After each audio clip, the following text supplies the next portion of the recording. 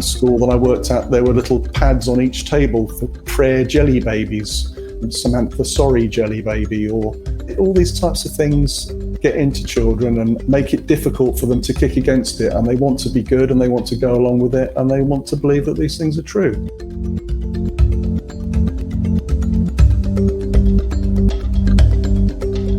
You're listening to episode 50 of the National Secular Society podcast, produced by Emma Park. If you asked many adults today whether they would send their children to a Church of England school, they would probably say yes. CEB schools are often well established and have a reputation for providing high quality education. Often too, they are the only option within commuting distance. But is the influence of the Church of England, along with, to a lesser extent, other religious organisations, always so benign? The evidence presented in two reports recently published by the National Secular Society suggests otherwise. In particular, it indicates that, in recent years, the Church of England has been quietly gaining greater influence over state schools, even those that are not faith schools. One of the NSS's reports on this topic is entitled Religiosity Inspections, the Case Against Faith-Based Inspections of State Schools. It studies the impact of mandatory inspections on faith schools by their sponsoring religious group and presents the key arguments for abolishing such inspections. One of my guests on this episode, Matthew Hill, contributed to this report. My other guest, Chris Selway, wrote a report for the NSS about the Christian educational resource Understanding Christianity.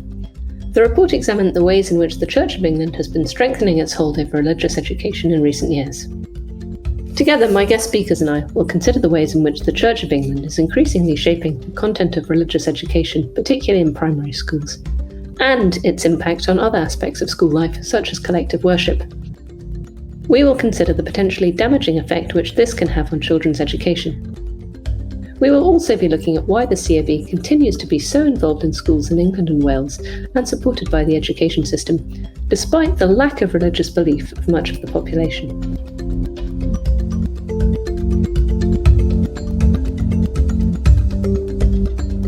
I'm joined now by two former teachers who have seen for themselves the influence which the CAB can have on education. Matthew Hill is a former head teacher at primary school and an educational consultant. Chris Selway is a former RE teacher who has also worked in teacher training. Matt and Chris, welcome to the podcast. Hi. Let's start by just thinking about the structure of the different types of schools in England and Wales, because it's a very complicated system, and different religious organisations, especially the Church of England, can have an influence on schools, both faith schools and schools which aren't technically faith foundations, but somehow have religious influence coming in other ways. So if you could perhaps just give us a brief outline of what the different types of schools are. Chris, could we perhaps start with you? Okay, well, I mean, a lot of schools were started by the church back in Victorian times. So by default, they were sort of church schools. And then local authorities developed community schools, which became the majority for quite a long time. Then some time ago, academisation was brought in, and then there were academies. And some of the academies have got a church foundation, and some of them don't. And then there are the church schools, which there are two broad types. There are Church of England voluntary controlled schools, which are essentially community schools built on church land, which don't receive funding from the church and should provide RE that is in line with the locally agreed syllabus. And then there are voluntary aided schools, which are partly funded by the church and also have a majority of foundation governors, so church governors, and the RE in those schools should be in line with the trust deed, so should be in line with a Christian formation, as it were. Great, thanks, Chris. Matt, did you have anything to add to that? Well, we're talking about a lot of schools here in England. I mean, we're getting on for nearly 5,000 Church of England schools and academies in England, and that's works out about over 1 million pupils. So it's a lot of pupils, a lot of different levels of church schools, and the Church of England are now, I believe, the largest sponsor of multi-academy trusts in England as well. So it's still got a major influence on education. And that's even outside schools which are specifically Church of England foundation schools. Yeah, that's happening as well. I mean, there have been some cases recently in the news of schools that have been taken over by church-sponsored multi-academy trusts and then having the religious aspects foisted upon them. Just quickly, this podcast is largely about the Church of England because it is by far the largest religious organisation that has an influence on schools. How does the Church of England's influence compare with that of other religious organisations, either, say, the Catholic Church or Muslim organisations or Jewish organisations? I mean, the Church of England's got a massive impact on all schools, apart from Catholic schools tend to do their own thing. They have their own GCSE, they have their own syllabus, and they've got their own system of religious education. Muslim schools, I can imagine, do a similar sort of a thing. They can devise their own syllabus.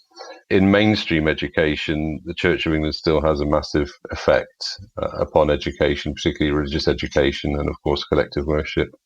A lot of schools now are changing, moving away from the agreed syllabus, and the Church have actually come up with a new curriculum called Understanding Christianity, which is coming in, and it's a lot more rigorous in terms of the distinct Christian nature of it.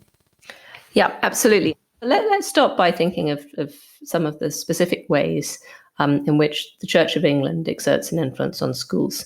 Matt, you contributed to the NSS's recent report on religiosity inspections, whereby religious organisations can inspect particular types of schools. And this is in addition to Ofsted inspections. So faith schools are liable to be inspected by their sponsoring religious group. So Matt, as a headmaster of a C of E primary school, you had experience of these inspections, which are called SIAMS inspections when we're talking about C of E and Methodist schools. So what did these inspections involve, and how did they influence the direction of the school? Well, historically, the SIAMS inspections, they used to come after an Ofsted inspection. And they're all kind of part of the head teacher's accountability world that head teachers live in now.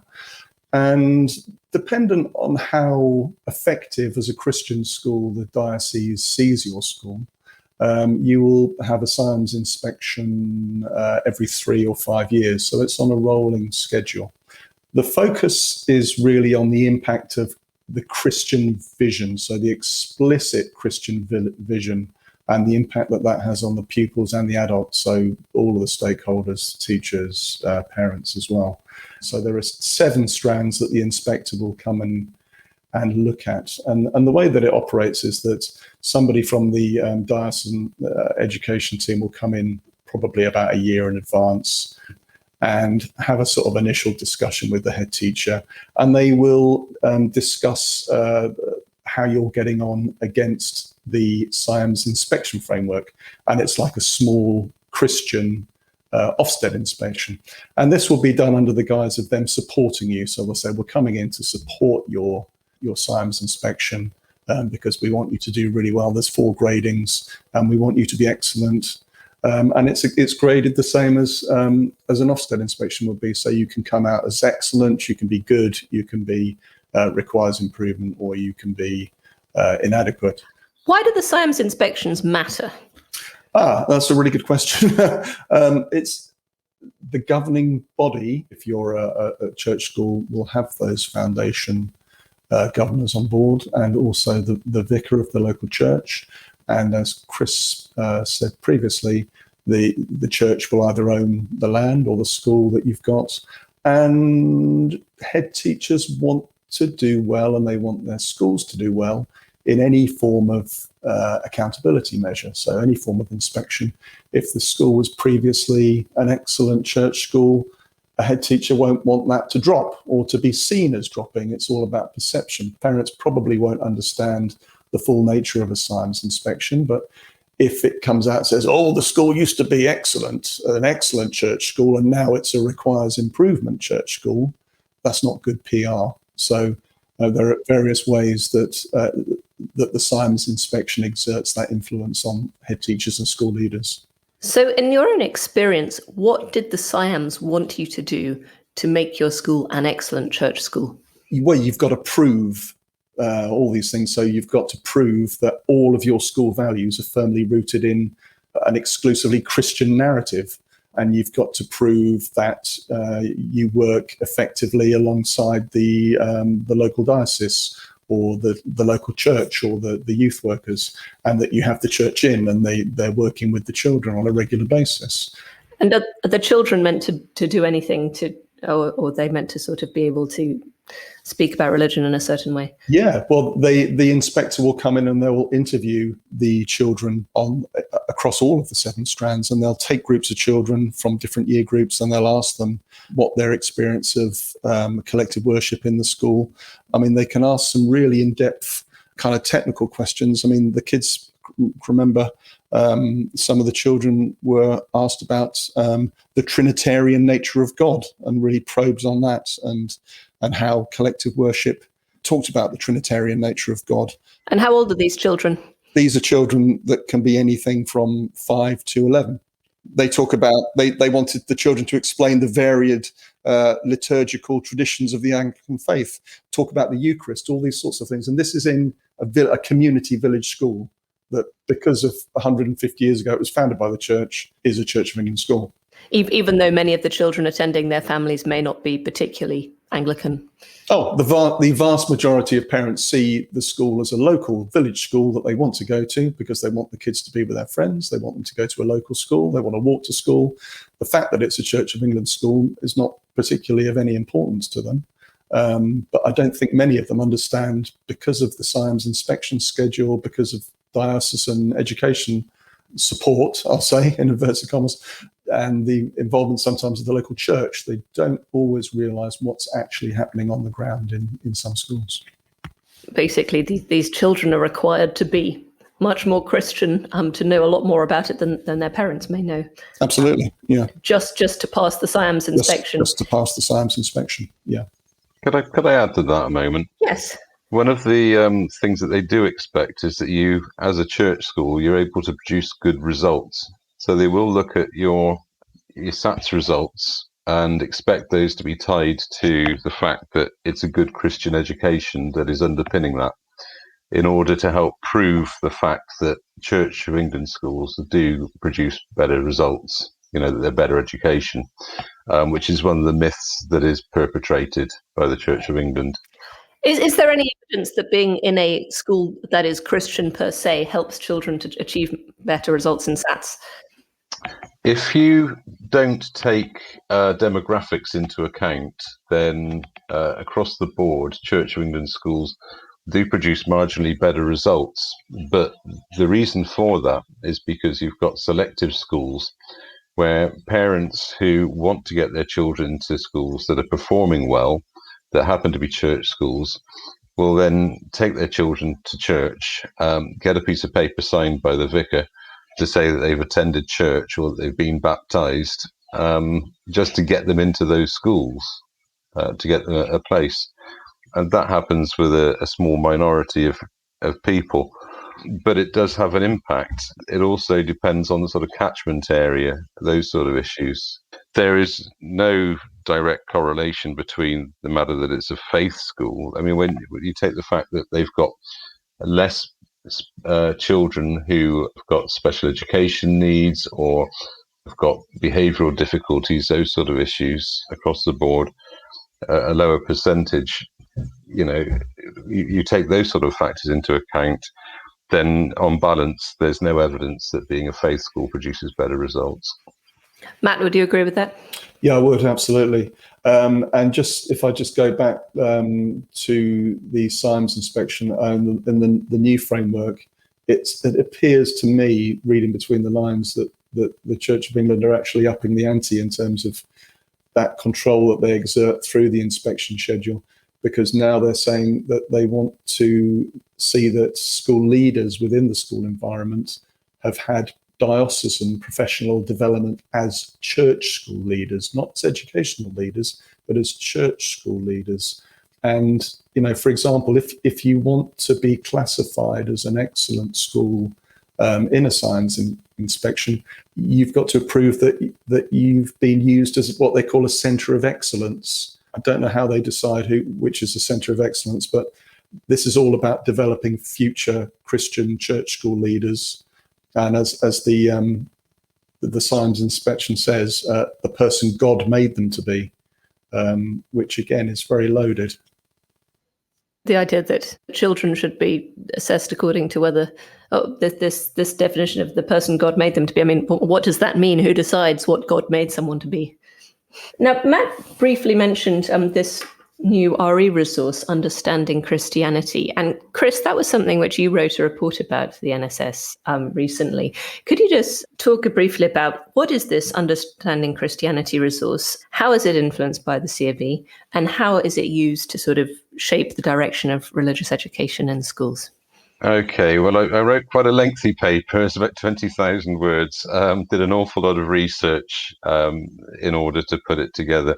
And for quite a number of years, a number of people have been pushing for a more distinctly Christian form of education. So from 2013, 2014, over 2015, they wrote, RE Today wrote this Understanding Christianity resource. And it is a resource, not a curriculum, although it is often used as a curriculum for the Christianity aspect of RE.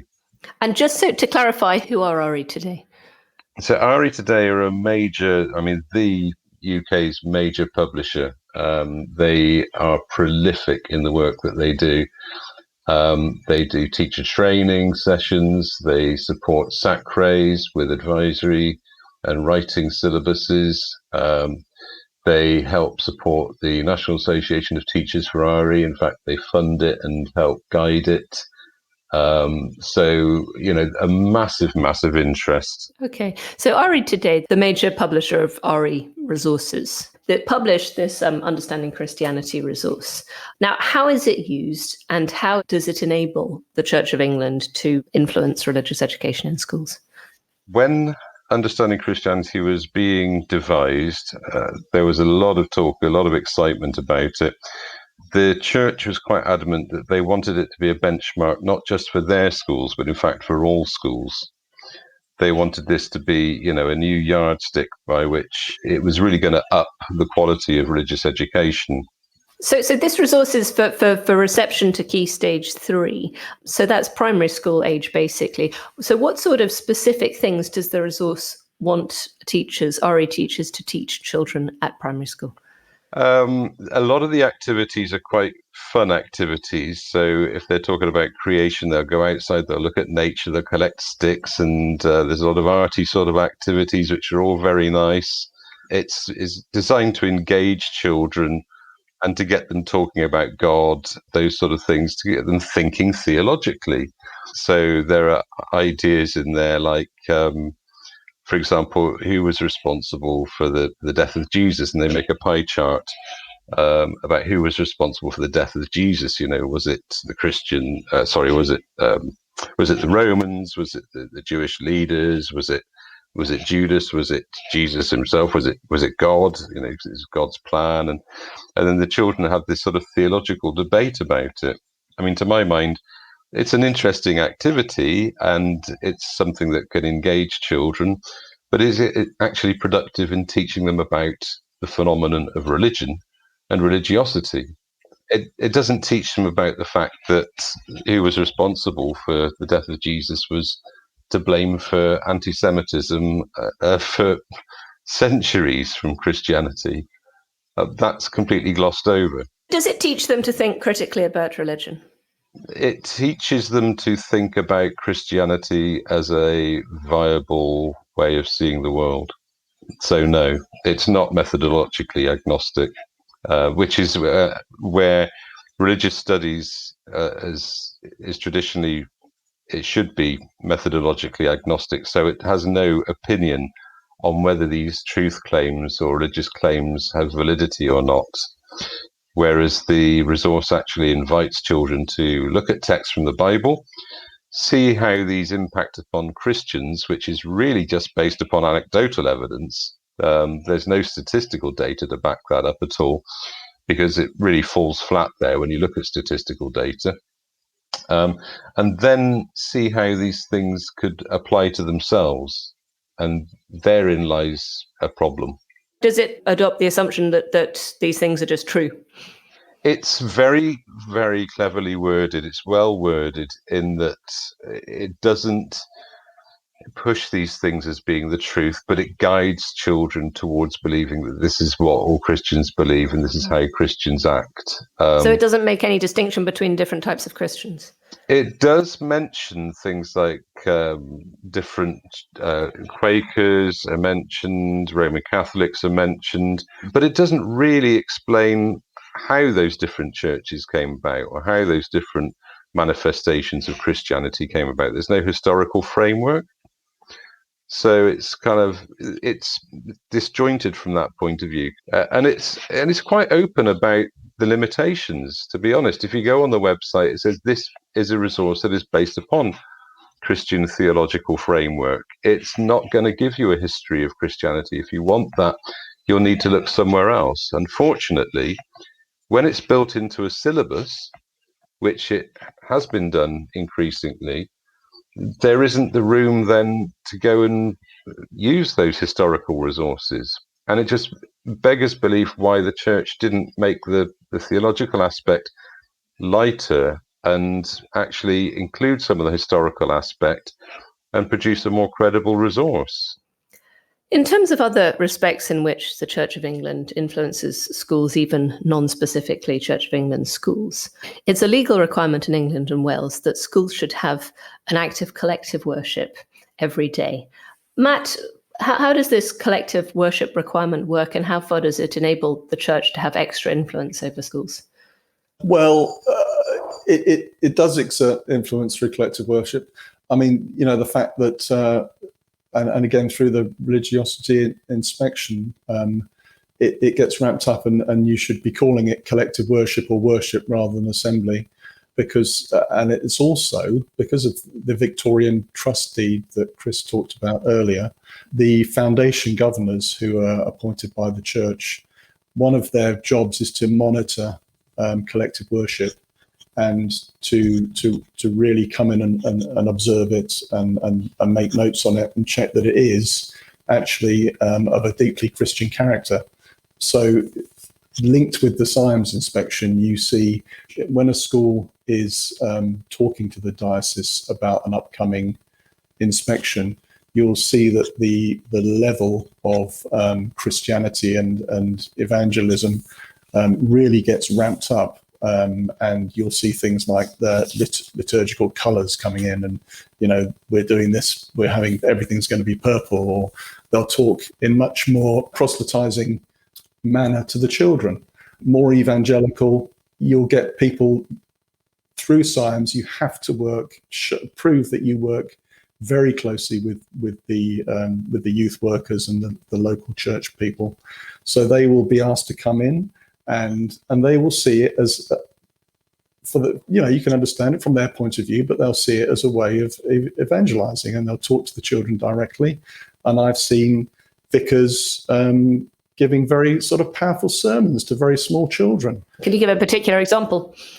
Well, I can remember a vicar coming in and sort of walking through all of the infant children, literally shouting at them, and pointing in their faces and saying, "Jesus loves you, and Jesus loves you, and Jesus loves you."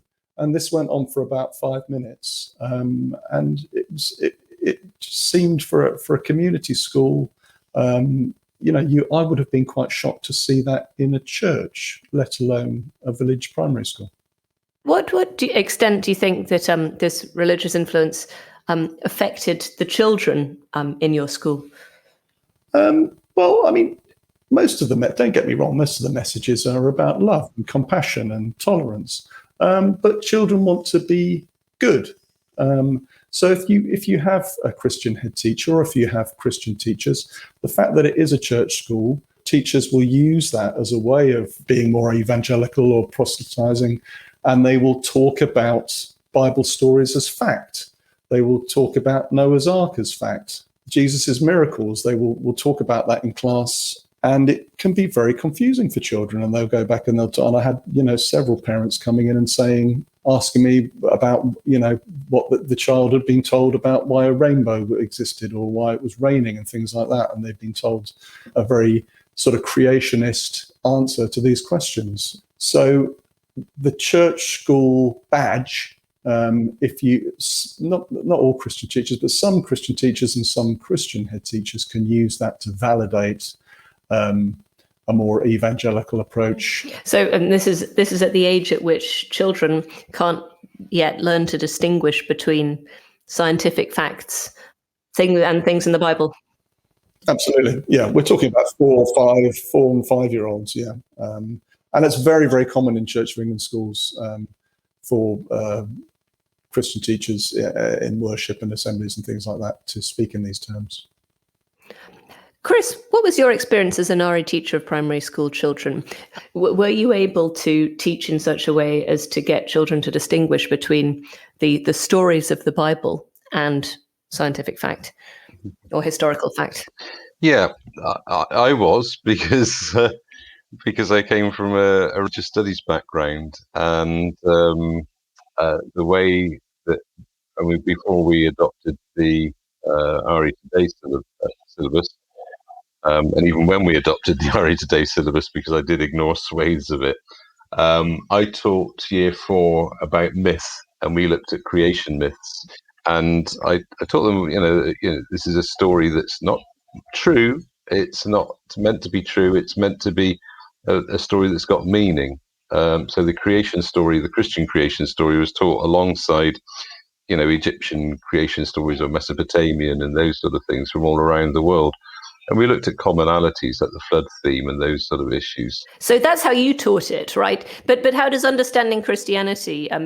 Understanding Christianity has to unpick it in typically in year 5. They do a unit that is creation or science, conflicting or complementary. In that unit, it unpicks the sort of the harm that was done by teaching creationism in Key Stage 1, and it says, well, actually, this is the Big Bang, and this is how it happened. You know, the scientific idea. So some Christians, and it sort of belittles them really. It says some Christians believe in creationism. You know, I mean, it is about 6% in this country, and it tends to be the sort of highly evangelicals in the States as well that are creationists. But then it uses, for example, Christian scientists to evidence that, in fact, there are scientists that are quite happy to, say that, it happened along scientific lines, but God guided that. So although it doesn't acknowledge the fact that the majority of scientists aren't religious, and it shows a lot of scientists, it cherry picks some scientists that are Christians, and they explain how they can be complementary. It just guides children to believe that the two things are complementary rather than conflicting, which is, of course, how the Church of England sees it. So that's even in year 5, but before that, children are not even taught that creationism is just one story. Well, no, because they're not taught that there are different creation stories. So for their formative years, where children are they're most susceptible, they are just given a diet of Christianity, and a lot of that is based upon the very old-fashioned approach of the Bible studies from, almost Victorian times, where they started with the story of Noah's Ark and Genesis and those types of things. And as Matt has already said, children at that age are not equipped to tell what is the truth and what isn't the truth, and what is a story, what is a belief, and what is a myth. And as well, just talking about the syllabus that are taught in schools, the lack of a national curriculum for RE. I work for a head teacher that scrapped the agreed syllabus and taught an exclusively Christian syllabus for the whole of primary, so Key Stage 1 and Key Stage 2, and even went so far as to Year 6 study evolution and science, took that out, and said that this was all done in consultation with the local church and the diocese, and that this is what we had to do. So that's just an example of the way in which individual head teachers and individual... It can be, yeah, because it's a bit of a grey area in terms of Ofsted inspection in terms of what is taught, there can be abuses of in these areas. And the system allows for that. Yeah. A lot of people I've spoken to over the years, despite being fairly moderate or irreligious themselves, don't see any harm in sending their children to a C of E school. A common reaction is, I went to a C of E school and it didn't do me any harm. C of E schools often provide a good education in other respects because they're well established and well funded. And many people see Christian values as little more than being nice to people. Matt, what would your response be to this attitude? Is the C of E's influence on the education system and on students purely benign? If a school has a Christian ethos, does that mean primarily that it encourages students to be nice to each other? I think generally, yes, because most of these human values are universal. They're not exclusively Christian, although you are expected to say how the values that you have in your church, in your school, are exclusively Christian. But I think most parents certainly just want to have a good, local, inclusive school. They don't mind, a bit of Bible stories and things like that. I don't think that most parents understand the nature of the religiosity inspections and the impact that has on schools. I think that Chris alluded to earlier that church schools are good schools. There's this myth again that achievement is better, that behaviour is better, that I think is still encouraged by the diocese and by the Church of England. They definitely want it to be seen like that. But I think most people are happy to send their children to a church school because of what you said. They're established, they tend to be well funded, and they've been around for a long time. Do you think the C of E is exploiting this to make the schools more religious than they would otherwise have been? I think they definitely are. And I think that it's actually in a time that you would imagine education would be more secular. I think they're upping the ante, and that through things like understanding Christianity, through the setting up of Christian multi-academy trusts and the rewriting of the framework in terms of preparing school leaders to be church leaders and Christian leaders, I think it's definitely a way for them to control schools and to exert pressure for schools to be places where evangelical practice can occur. They're very careful with their words. They wouldn't write that down, but certainly, there's an expectation that school leaders are Christian, that the bulk of the populace and the children and the parents and all the stakeholders are Christian, and that they fully support the messages that they're giving to kids. I mean, a lot of the things are done under the radar as well. I mean, there's a big thing around where I live at the moment about a behaviour system that's all funded by a Christian group, and it's this sort of Christian behaviour robot that sets out the way that the children should behave. And that's all done through collective worship assemblies. There's one school that I worked at, there were little pads on each table for prayer jelly babies, and there were different colours of jelly babies that represented different forms of prayer that the children could pray Samantha sorry jelly baby.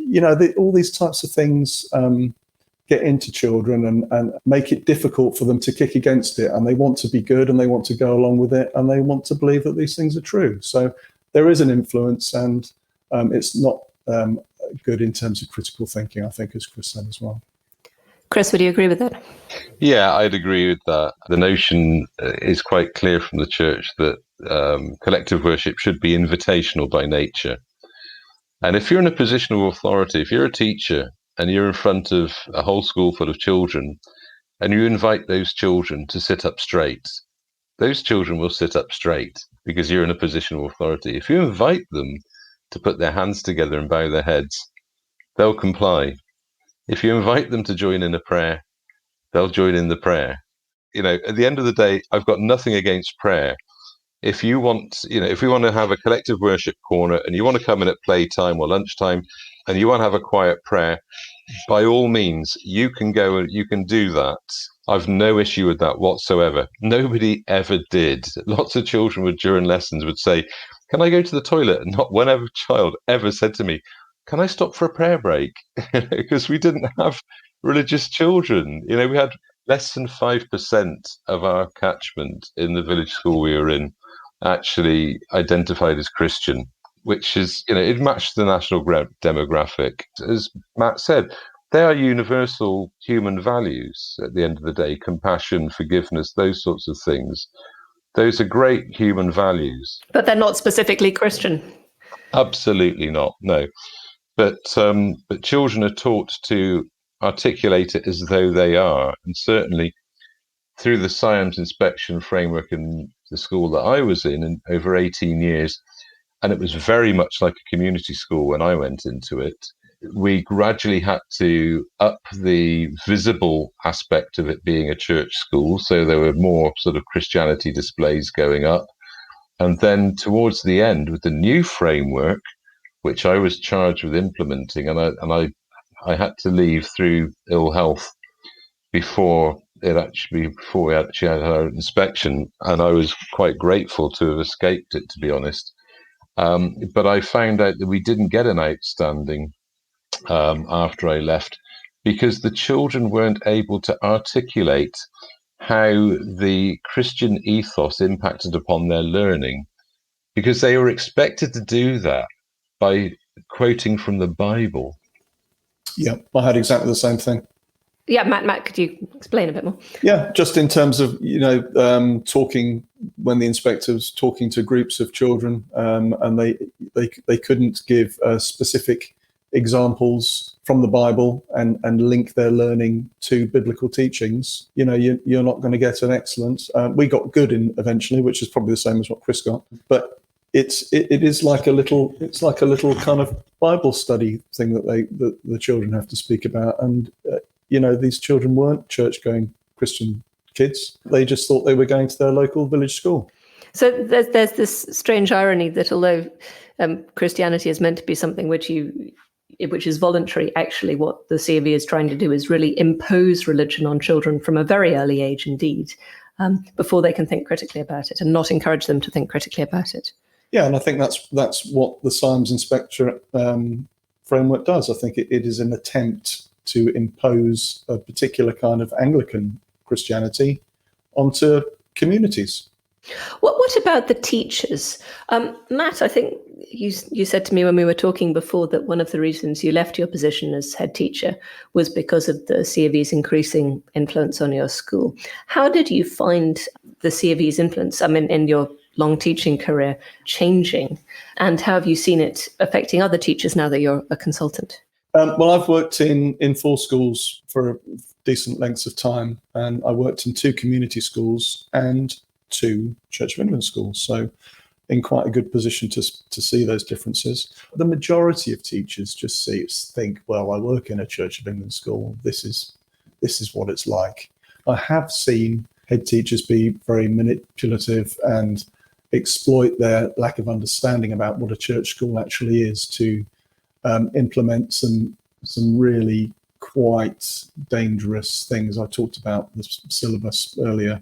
I've seen teachers get very angry about it and not understand it. I can remember the year 6 teacher who was told that they weren't going to be studying evolution, was very, very angry and started looking for a different job. But for me, it was just this sort of sense of cognitive dissonance, really. It was just kind of like I was expected to lead something, lead a process that I fundamentally disagreed with. And do you know what? It's a church school. I would have been quite happy to, have a little bit of learn the good things about Bible stories and compare them to other things and have the vicar coming in and talking. But it's this kind of, I felt this relentless pressure from the diocesan education department, who I don't really know what their qualifications are in terms of education, increasingly having an influence, and it definitely ratcheting up in terms of the expectation of evangelical practices in schools through very good, lovely, good-meaning people. They're all nice people that think they're doing the right thing for the children, the youth workers, the parish workers, the PCC. But I was seeing more and more direct influence and more kind of indoctrination of the children, and I didn't like it. I mean, most of the governors I had were great, and they were lovely people, but it's the governing body is definitely another way of exerting control and power that the church use. As a final question, Matt and Chris, what would you say is the way forward from the current situation of this excessive influence of the Church of England upon education in England and Wales? First of all, Matt, how do we stop this sort of influence? Well, I think campaigning bodies such as the NSS and No More Faith Schools are doing a vital job holding people to account, whether it's the government or the Church of England.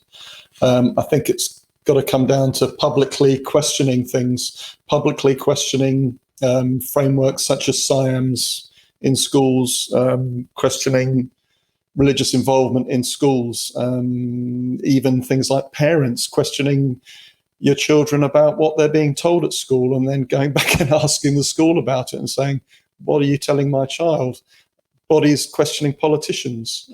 I think people have got to stand up against it. It's really hard if you're a head teacher or a school leader because you want to do a good job. You're concerned about your career, and the vast majority of people, while they're in post, toe the party line and try not to cause too many ripples. But I think, the campaigning bodies such as the NSS really are doing a great job of holding the church and government to account. Chris, as far as RE is concerned, is there a way of reforming it given the current realities of the influence of the Church of England and other religious bodies? Or do you think the subject should be scrapped altogether or amalgamated with another subject? The best thing for RE going forward, it doesn't look like there's going to be any meaningful reform.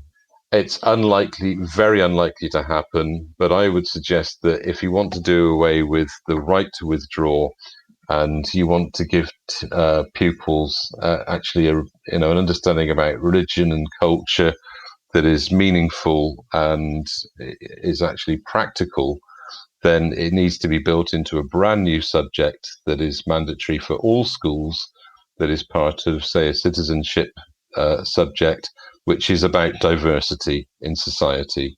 And it breaks away from the way that RE is taught completely, and it's reappraised and redesigned from root and branch reform, complete start from scratch approach. Matt and Chris, thank you very much.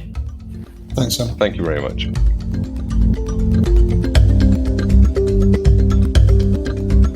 This episode was produced by the National Secular Society, all rights reserved.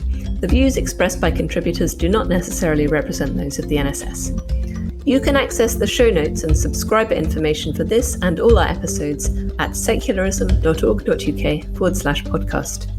For feedback, comments and suggestions, please email podcast@secularism.org.uk. If you enjoyed this episode, please subscribe and leave us a positive review wherever you can. Thanks for listening, and I hope you can join us next time.